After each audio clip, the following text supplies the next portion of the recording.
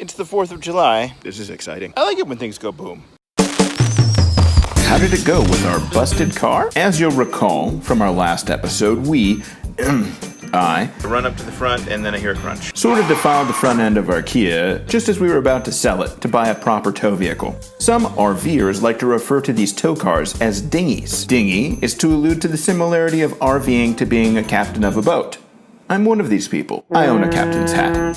That nugget of truth is free. You'll also remember that Candace found a potential replacement for our car in Humble, Texas. I'll fill you in on the skinny of that in a few. Here on this show, we're all about burning the Benjamins, making it rain, so to speak. We sampled a $2,000 bottle of wine, and we're going to share that experience with you. Spoiler alert, it was delicious. How is Houston, Texas? I'll tell you. How is Livingston, Texas? I'll tell you. Do I know where you could find a retro museum that celebrates the 1983 Coppola classic, The Outsiders? How about a sanctuary for Woody Guthrie? What about an acoustic anomaly called the Center of the Universe? Clearly, you're curious about Tulsa, Oklahoma. That's what's coming up next on this episode of Leon's Great Escape.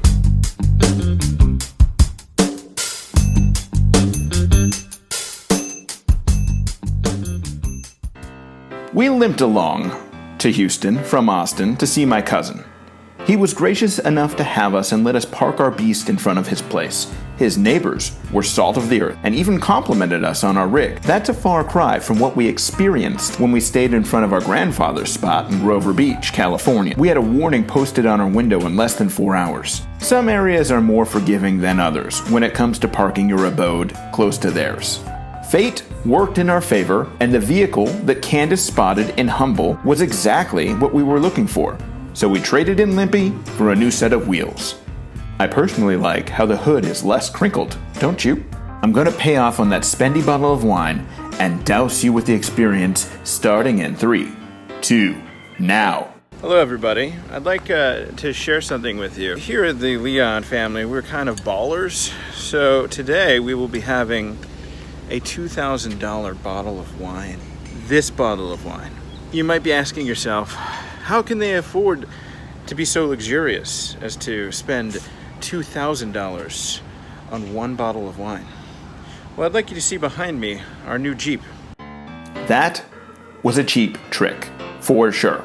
But the bottle of wine was the bottle that I was hunting for when I crashed our RV. And it absolutely cost us that much in trade-in value.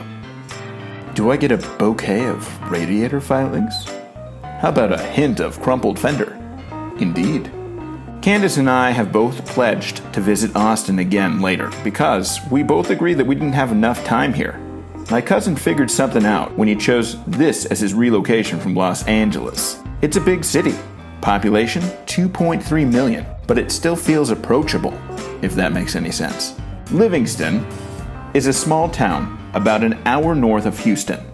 This is where the Escapees RV Club headquarters is. They have a nice woodsy campground, which we enjoyed. Prior to the stay, we didn't even know that Texas had a forest. We became Escapee members before we set sail, mainly because of their mail forwarding service.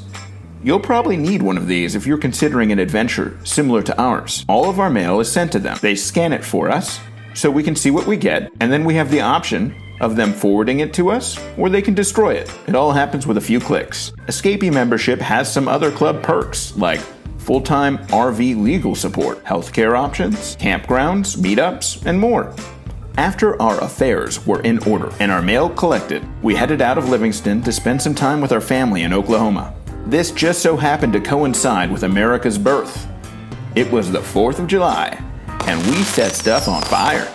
Our family lives about 45 minutes from Tulsa.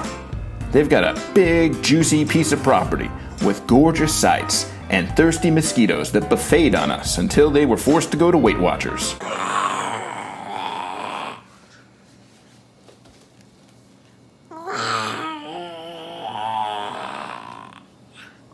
So that happened. What about this Tulsa? It boasts a population of 413,000. 1 in 10 people in Oklahoma are from Tulsa. Tulsa was settled in 1836 by the Creek Native American tribe. For most of the 20th century, though, the city held the nickname Oil Capital of the World and played a major role as one of the most important hubs of the American oil industry.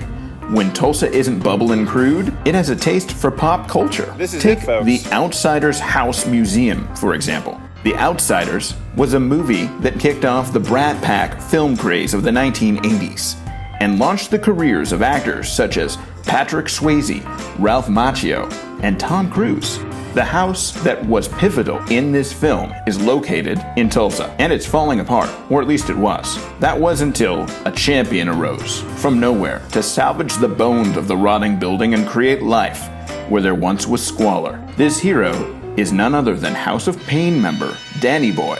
Just as the film portrayed, though, the neighborhood looks a little rough, so maybe don't go lurking around come nightfall. Generally, it's best practice not to lurk, period. So if you've been lurking, maybe stop lurking.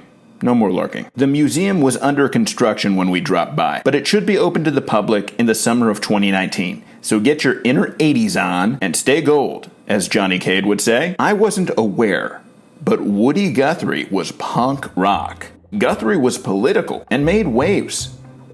We spent the better part of an afternoon at the Woody Guthrie Museum, and we walked away enriched. This establishment is very well done. And it even had a section dedicated to John Lee Hooker, who was equally fascinating. 2 thumbs up. And tickets were only $12 per adult. From the Guthrie, we visited the center of the universe. Not as far as it sounds. This is a famous acoustic phenomenon and landmark in Tulsa. There are no signs to demarcate this place, so this is truly a pro tip. Follow the brick path until you get to the center of the circle. Then be amused, as we were. Not amused enough to wake up our cranky sleeping dragon princess from her nap. She was asleep in the back seat in the car, so Candace and I took turns. This is all in the Brady District, aka the Arts District of downtown Tulsa. While there, may I suggest to you the Prairie Brew Pub.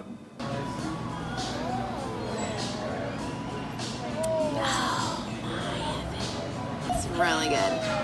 The record shop, Spinster, is also on point. The city is ripe for forward-thinking entrepreneurs. In fact, the record store manager at Spinster mentioned to us that the George Kaiser Family Foundation was doling out $10,000 grants to folks that wanted to relocate here. If you can bring jobs, or at least your own, then that payday could be yours. Once you relocate, you'll need to stay in a place. I like either Cherry Street, a cute, walkable, up-and-coming district that's still affordable, or Brookside, a slightly more upscale, next-door neighborhood with lots of charm and character. This city really has some fun stuff and a ton of promise. Do you like architecture? Because they have some astounding buildings for you to fawn over. There are also more churches here than there are residents, so if you're looking for a new Sunday school, they've got you covered. Truly, there is too much to cover about Tulsa, and sadly, we're out of time.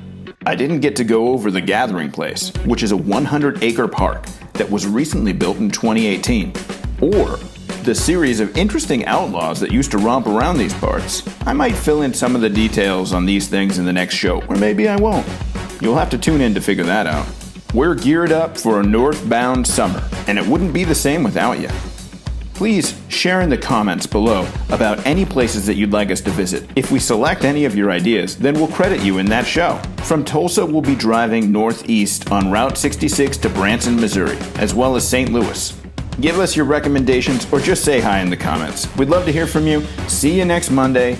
Also, don't forget to like, subscribe, and you should probably hit that little bell notification so that you're made aware when episodes drop. Lastly, share this stuff. Share it with someone that would appreciate it. We're just getting started, and we're stoked to have you along for the ride. Until next time, stay gold.